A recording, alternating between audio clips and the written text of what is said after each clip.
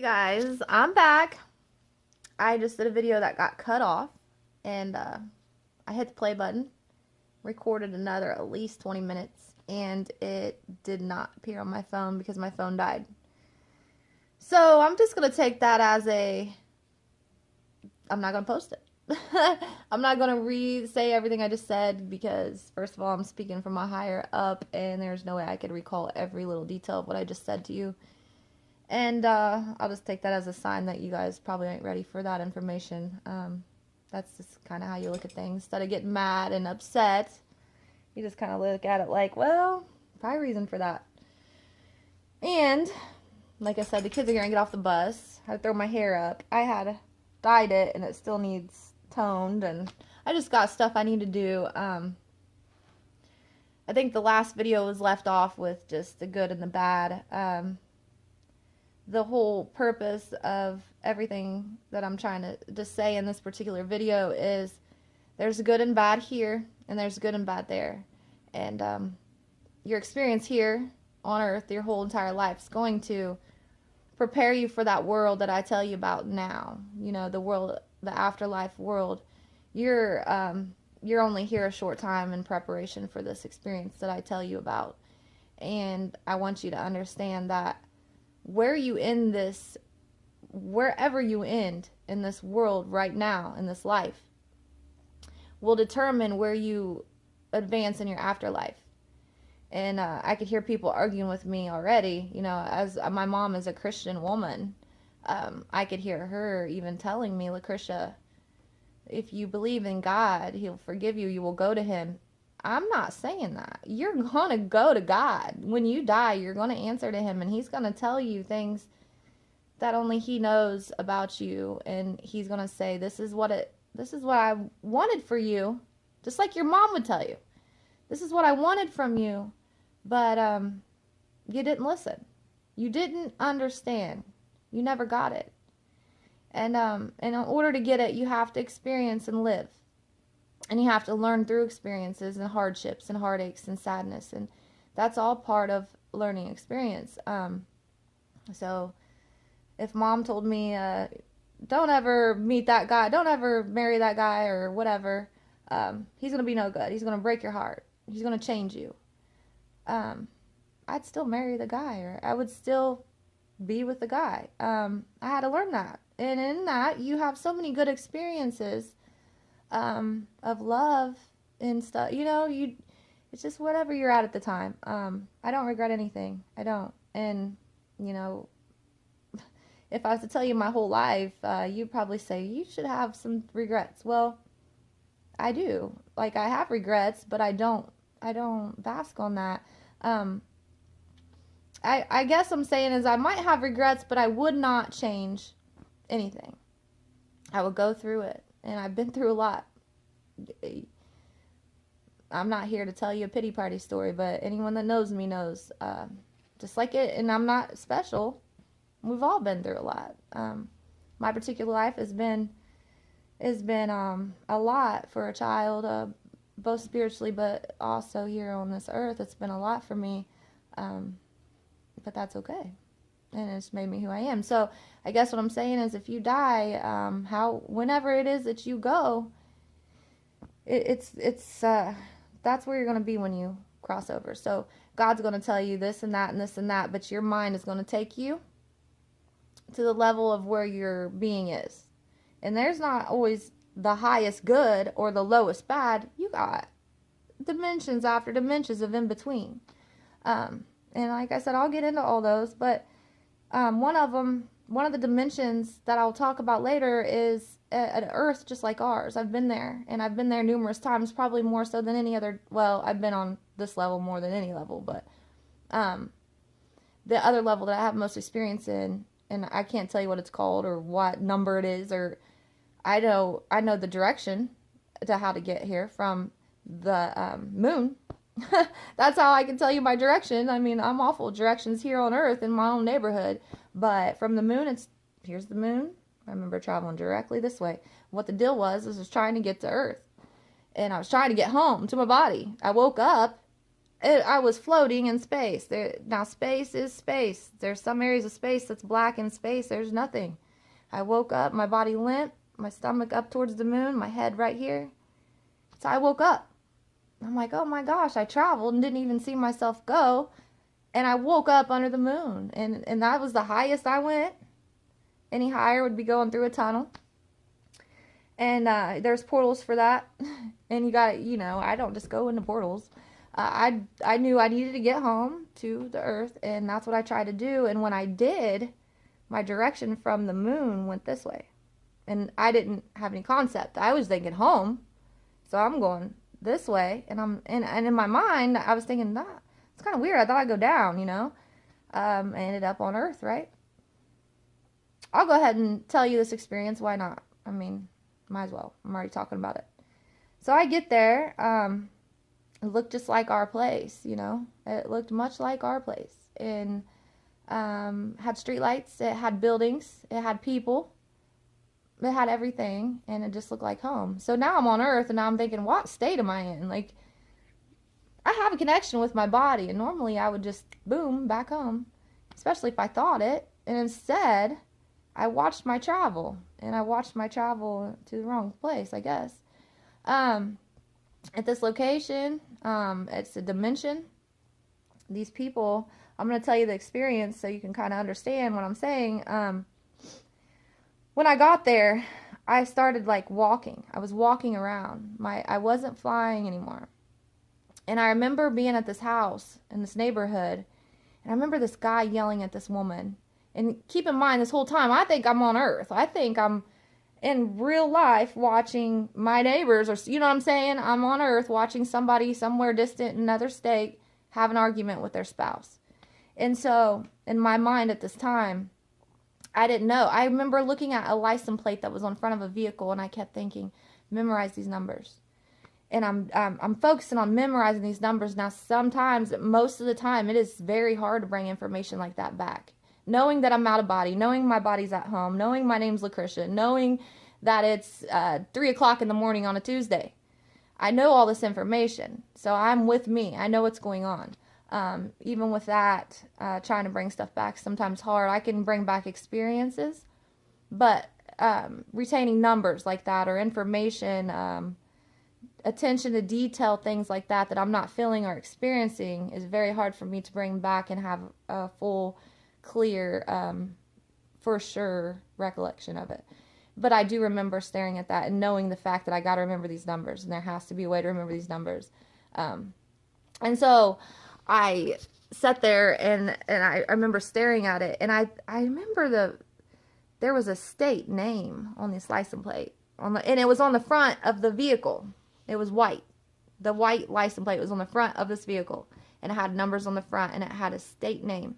But in my mind, I thought it was like, I can't tell you. I don't even want to guess. Like, I want to say it was 2 words like New Hampshire or something crazy. And so I'm staring at this thing, and I'm looking at it like, and I should write this stuff down when I wake up. I really should, because I would have a lot more clarity in explaining things. I actually grow if I wrote it down.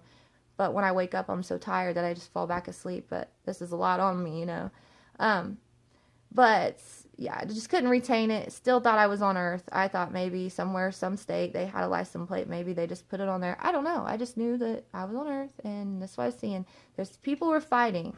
It was a lady, and her husband was very mean to her. And I thought that he was going to kill her. And I'm watching.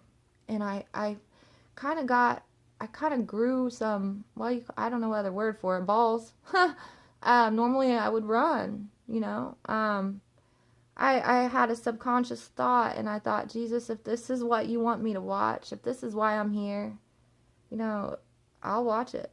And I'm thinking I'm going to see a murder, and I'm going to wake up, and I'm going to write it down, and I'm going to help somebody because I'm witnessing a murder.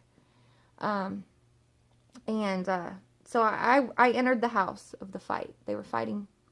And the guy was scary to me. I mean, he just had a lot of anger in him, and I thought he was going to hurt her. And I stood strong, I didn't close my eyes. I didn't run. I have the option to leave, but I didn't. I felt like maybe this is something I have a purpose for, I stood there, And the fight ended abruptly. He did not put his hands on this lady. He never touched her.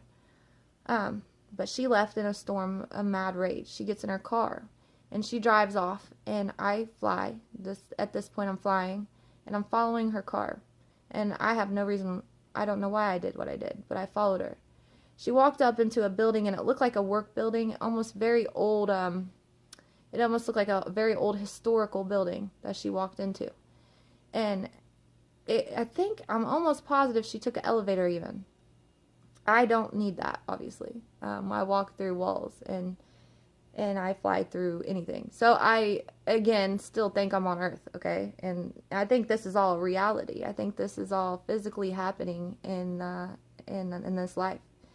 And so I fly up through, and I get to her office-looking area, and it was very cluttered, but an organized clutter. It was almost just she had a lot of books, is what she had. In this particular room, it was actually a very not so big room. Like, I don't know, I'm horrible with numbers, but it was just a normal room, okay?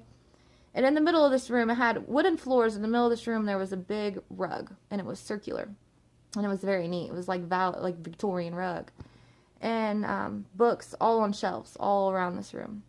And I'm looking at her, and I'm thinking, like, what is the deal? And she stares at me. She seen me. She said, "Are you going to follow me all day long?" And laughed. And I stood there, and, I'm thinking I'm on Earth.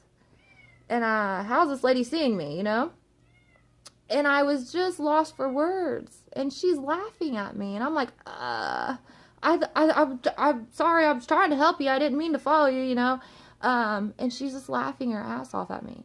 And I'm like, what's so funny? Like, how do you see me? How is it possible that you see me? Because I'm like a ghost right now. Like, there's no way you could see me. And it was just insane, and it was a learning experience for me because I'd never been to this level. I have many a times, but this was the first experience here. And that what she had told me was she read many books about me.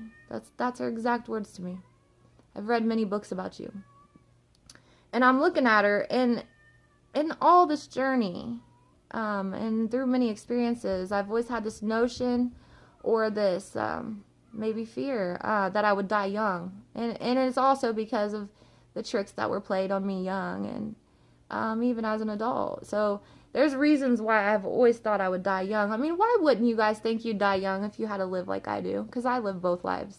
I do.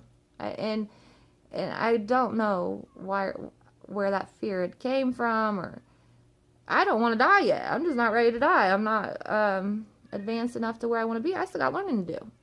But that doesn't mean I'm a bad person. It doesn't mean that I won't make it to heaven. It don't mean that I won't learn and grow out there, because that's a possibility. I'm getting sidetracked with it, but I'm just telling you. She tells me she read books about me. And it was almost like, and this played tricks on my physical mind for a long time, because it was almost like she was a medium. Well, I thought I was a medium. I'm the one that communicates with people that's passed over. How is she seeing me? And so I'm thinking, like, I really felt like the vibe in that room almost felt like she was a medium. And so then I'm thinking, okay, I'm still on Earth, but she's a medium, and that's all she sees me, and I don't know. So I'm just all confused. So I follow her out. She's walking out of this building, and I follow her all the way down to a sidewalk, and I'm walking next to her. And I'm not talking. I'm more so processing in my mind, what is this place? Where am I at? And she's hearing my thoughts. So I know then, this isn't Earth. This isn't Earth. There's no way this lady's hearing my thoughts, even if I'm telling you now, this ain't Earth. And I knew. And even knowing that it wasn't Earth, I still played tricks on my physical mind after I woke up for many years, because it just didn't make sense. So I got a stray cat out there that's crying. I get so many wild cats, and I'm allergic to them. So I feel bad because it's kind of cold out. I'm going to have to call someone to come get them. So I wake up, basically. The last thing she said to me was, "You can't follow me all day long." And she was laughing. And I remember telling her, "You read books about me." I said, "I don't want to die young." And that's just a subconscious thing that came out, and I have no idea why I said it. I mean, and she started laughing, and she said, "You have to, silly." And that affected me, you know, because it just, all my experiences, man, I'm like, yeah. So I wake up at home in bed, and I realize this wasn't Earth. This is another dimension. I don't know what it is or why they're there. I've put a lot of thought into it, and I've done a little bit of research, just small, minute. I feel like research is limited. You can't always believe what you read. If any kind of reading is not consistent with what I know for a fact in my travels, I won't pursue the reading. So, you know, you just take what you feel, you know, and my conclusion, and I don't know if I'm right, my conclusion is that I feel like I know they know us there, okay? They recognize the physical world. They know me. They know you. They know us. We don't know them. You guys don't know them, but I do. You know what I mean? And I'm telling you now that I almost feel like these are people that has passed from here.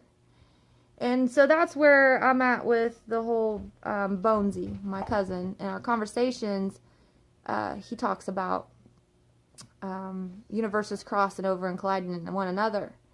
Or, you know, you can get into parallel universes and things like that.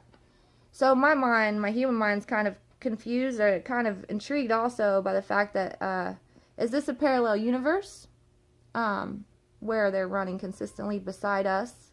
I mean, is there another me there? I mean, and I've never experienced this. I'm not telling you that's possible, so don't twist my words there.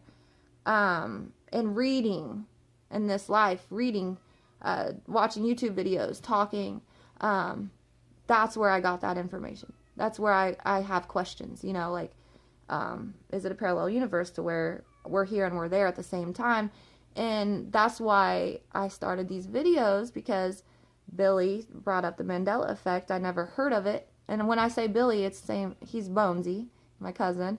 When I researched or Googled the Mandela effect, it's talking crazy stuff that's like legit, you know. I can see why people are noticing things, and you would have to watch it to know what I'm talking about.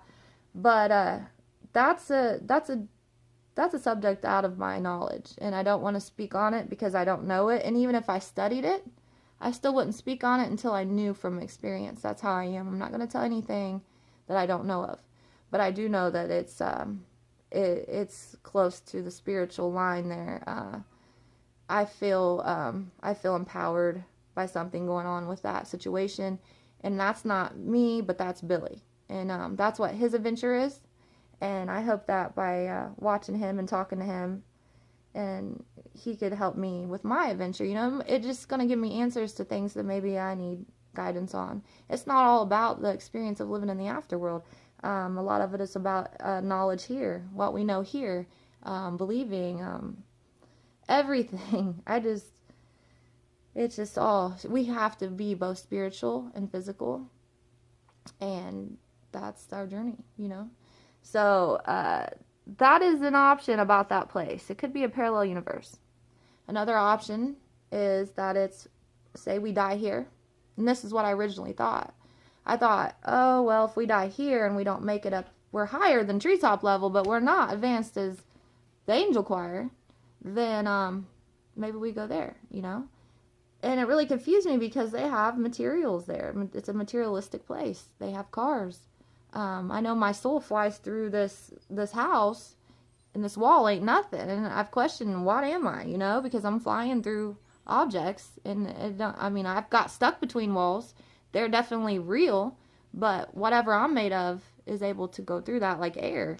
To see a place that's out in another dimension that has this same concept of materialistic stuff really confused me. And so my conclusion at this point for this place is that it's a place for learning. I think here is a hands-on experience, I do, of learning, and I think they're reading books. They have more knowledge. Okay, they have the knowledge that I'm giving you about traveling, they already have that knowledge because they live outside in the universe. So they know this is where the higher up is, God in heavens, and this is where, they understand way more than I probably ever do about how to go where and all this stuff, where we are located. They know that. And I feel like they are there to learn, and I could be wrong, but I do feel like they're there reading books. I think they're there to grow spiritually and develop themselves into a higher place. They're still carrying out life experiences, and I just don't have all the answers, but that's where I'm at with that. So, and the reason why I kind of lean off the whole parallel universe idea for this particular location. Now, I'm not saying it doesn't happen. Trust me on that. I know this universe is huge, and I know I'm not telling you that there's no parallel universes into where we can't live another life. I am not telling you that, because right now I'm starting to think it's possible, and that was open to me recently under Bonesy, under researching the Mandela effect. But like I said, I won't speak on stuff I don't know. And I'm not going to. I mean, I could tell you what I think or what I wonder, but I'm not gonna tell you this is or this ain't. I'll tell you what I know. But the reason why I don't think that particular spot is a parallel universe in regards to us living in, like, say I'm up there, living life in parallel to this one. The reason why I don't think that is because I seen my grandma at this location. This is actually the location where Joey took me when I see my grandma. And I don't know why this particular time, I wasn't halted back. She did at this very first, occurrence of being here. This lady did tell me, you can't follow me all day. And to me, that's the same as you need to get home.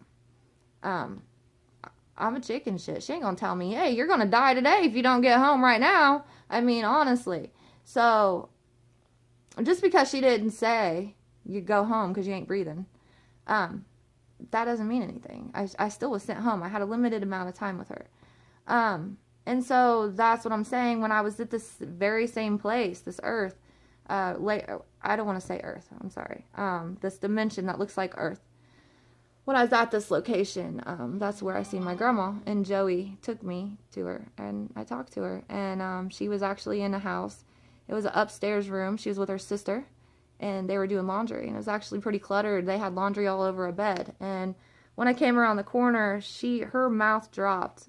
This woman, I had a great mom, but my mom had me when she was 16 years old, so I lived with my grandma. My mom went to high school, and then she went on to work, and, there was many times my mom was working late nights, and I was like, can I just please stay here, I called my grandma Mom, but that's only because everybody called her Mom, My grandma had 7 kids and a lot of grandkids, and confuses people. Sometimes I'll slip up and say Mom. It's not that I didn't have my own mom. It was just my grandma Mom. She raised me, And I spent until I was 13, living at her house for the majority of the time. And I had a house with my mom. So I don't want to make it look like my mom wasn't there. My mom was with me most of the time at my grandma's. And if I got lucky and didn't have to go, and I got to stay with my grandma, I guess it was just home. You know what I mean? It was just, I was fortunate to have both of them. But my grandma, she was very close to me. She was wise, too. She lived a very hard life. I had 2 children die unexpectedly. One was murdered and one drowned. She had to struggle, and she did.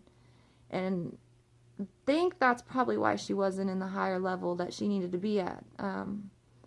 That doesn't mean she's a bad person. She's not at the lowest level here that I've seen.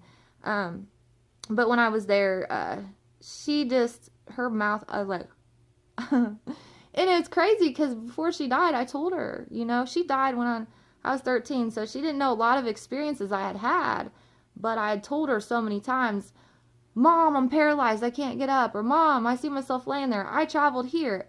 I seen my grandma's daughter that died before I was born come to the window. And that was enough for my grandma to say, wow, I didn't know this lady, she died here before I was born. And I told her about it one night, and we'll get into all that. But the deal is she knew, but she didn't want to accept it. She told me when I was young. My grandma was an Indian woman, Indian bloodline, and she was very wise, and she'd say, they'll rock your bed at night. And that's what she would respond to me with when I came to her and told her about these experiences.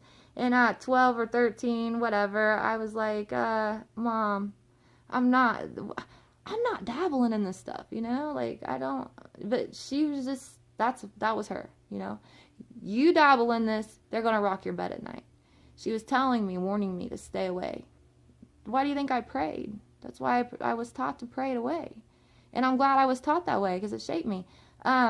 But she just couldn't, the only word out of her mouth was, you're a medium. Mouth wide open. Flabbergasted I was there. So I guess Joey, her 10-year-old son, must have wanted to surprise her with me or whatever the deal was. And it just pretty much shocked her is what it did. That I would, a medium can call spirits to their house. Like right now, I should be able to say, let's talk to your dead uncle from 2 years ago that passed away. And I want to tell you everything he has to say. That don't work like that for me. And I don't want it to. I don't want them in my house. I stage to keep them out. I'm not saying they don't come in. They do. But I get rid of them. I don't want that. I think that crosses a point for me that I think I would probably lose my mind. I think that would become a problem with my sanity in the physical life. And I can't tell you I'll ever be ready for that. And I'll fight that.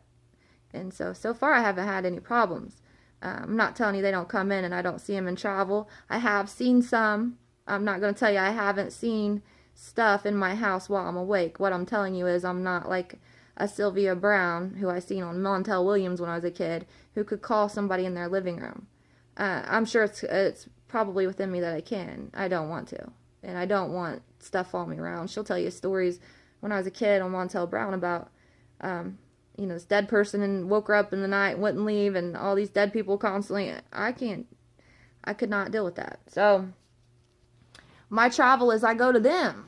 And, take it what it is. It doesn't matter. It is what it is. So it's still that I am a medium.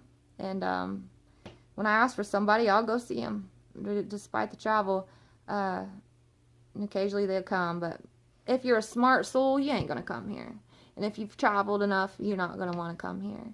I've had, I've went and got souls. I've communicated with souls with permission to help their loved ones. And I don't do that often. A handful of times in my life. And that's only because it came to me by them coming to my house, just friends hanging out, and I felt something that it may be a negative vibe or a heaviness. And then when they go home, it lingers with me. And then I'll start visioning. When I have out-of-body experiences, I'll see. And when that happens, I will go to that person regardless of how crazy I sound, and I'll say, look, I know you're going through something. And nobody around me knows, I don't go around talking about this stuff, so it's hard for me to get to that point to say, hey, I have these experiences, and we need to talk, At that point, I will call someone in. It's already here.